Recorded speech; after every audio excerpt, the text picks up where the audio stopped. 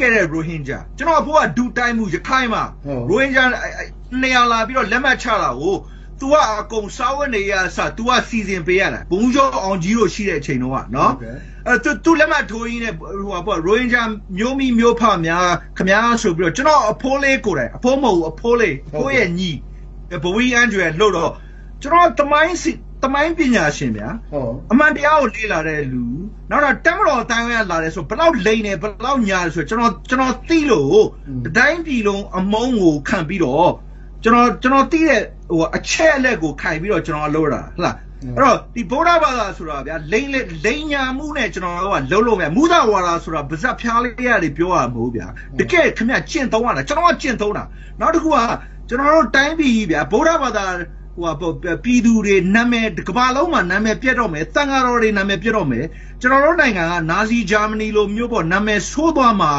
ကိုကျွန်တော်အလွန်စိုးရိမ်လို့နော်ကျွန်တော်ကိုကြီးလိုက်လို့ရှိရင်ဟာဒီကောင်ကဗုဒ္ဓဘာသာလည်းဖြစ်တယ်ဗမာလည်းဖြစ်တယ်ဟဲ့လားဒီကောင်ကိုယ်တိုင်ကပြောနေတယ်ဆိုတော့ဗုဒ္ဓဘာသာတိုင်းဗမာတိုင်းကဟိုပေါ့နော်ဟိုလူမျိုးရေးဝါဒီတွေတော့မဖြစ်နိုင်ဘူးဆိုတာကိုကျွန်တော်ကရှေ့ကနေကျွန်တော်ခံရတာတကယ်ပြောမယ်ဆိုရင်နော်နားလည်ရမယ်ဆိုရင်ဟဲ့လားကျွန်တော်လိုပုံကိုရှေ့ကနေပြီးတော့လူအမုန်းခံပြီးပြောတာကတန်၅ပါးတော့မကောက်ဘူးတန်ခါစင်ပေါက်ဟိုမှောက်တော့မဲ့အချိန်မှာကျွန်တော်ကရှေ့မှာကျွန်တော်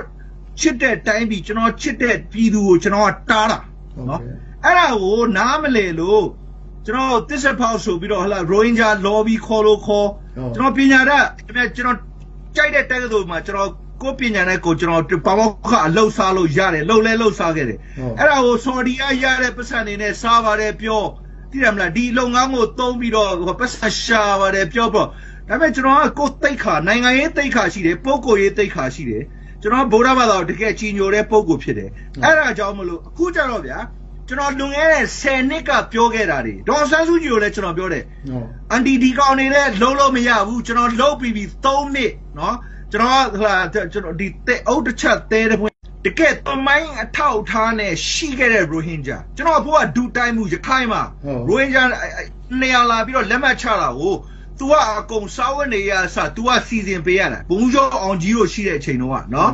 အဲ့သူလက်မှတ်ထိုးရင်းနဲ့ဟိုပေါ့ Rohingya မျိုးမီမျိုးဖများခမားဆိုပြီးတော့ကျွန်တော်အဖိုးလေးကိုယ်တိုင်အဖိုးမဟုတ်အဖိုးလေးကိုယ့်ရဲ့ညီဘဝီအန်ဂျွယ်လို့တော့ကျွန်တော်တမိုင်းပညာရှင်ဗျာ